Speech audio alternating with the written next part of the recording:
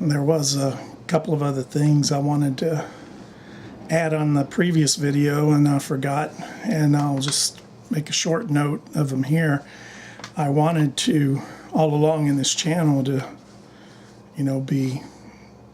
make it clear what's happening, whether it's good or bad, positive or negative. One of the effects of all of a sudden, when you're at the end of your benefits and there's no money at all coming in. Here in Texas, the speed limit on most highways is 75. When they first changed that back up to the higher speed limit, I just rebelled because that's just the way I am, and drove 60. And then over time, there's just a temptation. Plus, when you have an income and money's coming in, you can, the excess fuel consumption doesn't seem to matter, so you just tend to, speed starts inching up, and pretty soon I was driving 75 like everybody else. And the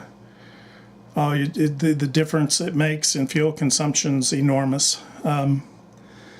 It's almost an involuntary reaction that I went straight back to 60, and it's amazing how your mind works about stuff like this. And because when the last benefit check came, and of course it was already spent, and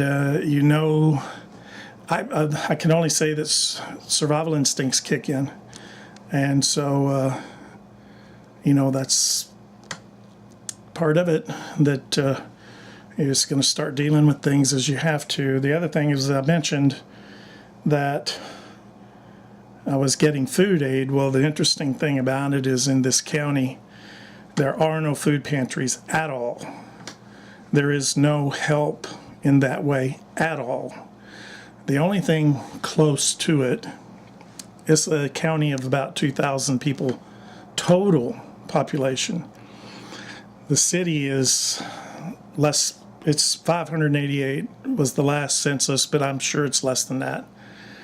The Methodist Church every Wednesday has, or at least they did, have a meal that everybody could come to. Everybody, I guess, in the whole county. I know in the city, but in the county too. And so that's it. That's it for help, food help. And so when I say I'm receiving food aid, that means that it's not even from a food bank. It's food that my cousin and his wife, out of the goodness of their heart, gave me, that was leftover food from an in-law who was getting food from a food bank. It was food they didn't want. So it's funny how, trickle down. But there's always someone somewhere who can sure use the help. Anyway, so those are the two things that have changed in a big way, and they're going to change even in a bigger way. The fuel thing, slowing down, is definitely saving a lot of fuel. But I can foresee the time coming, if this goes on long enough, that driving will have to be cut out altogether. And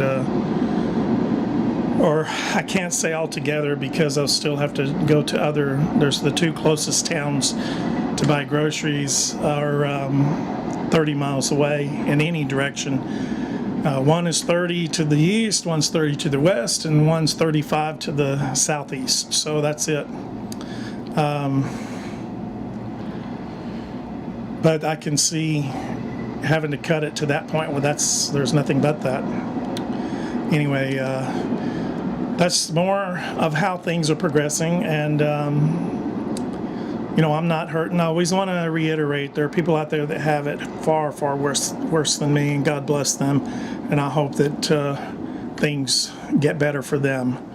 And so anyway, that's it for now, and we'll be back again.